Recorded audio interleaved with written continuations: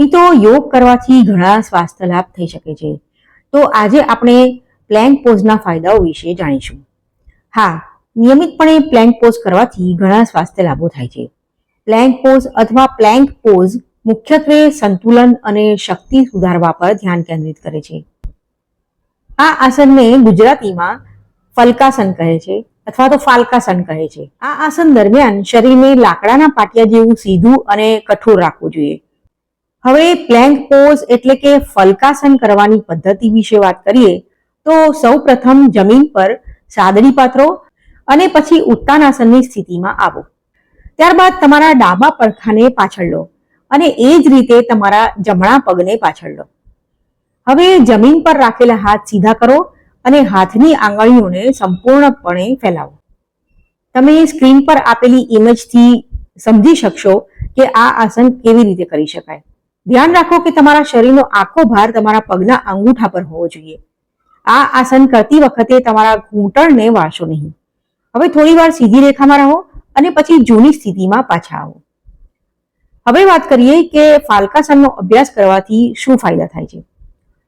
સૌથી પહેલો ફાયદો તો છે કે તે એકાગ્રતા સુધારવામાં મદદ કરે છે અને તમને ધ્યાન કેન્દ્રિત કરવાનું શીખવે છે અને તમારી એકાગ્રતામાં સુધારો પણ કરે છે. ત્યારબાદ બીજા નંબરે સ્નાયુઓને મજબૂત બનાવે છે. ખાસ કરીને નિયમિત અભ્યાસ કરવાથી ખભા, હાથ અને કાંડાની આસપાસના સ્નાયુઓ મજબૂત બને છે. ત્યારબાદ નંબર 3 છે સ્નાયુઓની સુગમતા સુધારવામાં મદદ કરે છે. નંબર 4 તમારા એબ્સને ટોન કરે છે. પેટના સ્નાયુઓ અથવા કોર એબ્સને ટોન કરવા ખરેખર સૌથી મુશ્કેલ છે, પરંતુ ફાલકાસન પેટના સ્નાયુઓ પર સૌથી વધુ ભાર મૂકે છે. આ આસનનો નિયમિત અભ્યાસ તેમને ટોન કરે છે. પાંચમો ફાયદો છે છાતીના સ્નાયુઓને ટોન કરે છે. ફાલકાસન દરમિયાન છાતીને વિસ્તૃત કરવાની જરૂર પડે છે, જે છાતીના સ્નાયુઓને સારો ટેકો આપે છે અને તેમને ટોન કરે છે.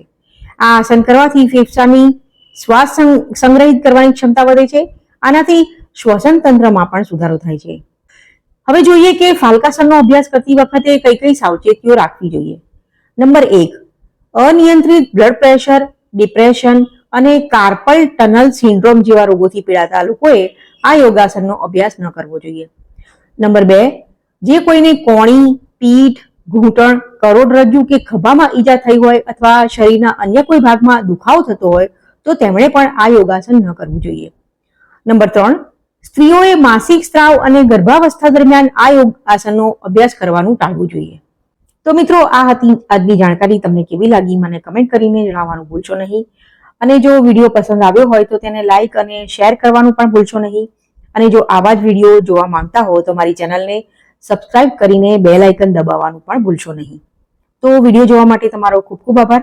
ફરીથી મળીશું, ત્યાં સુધી આવજો.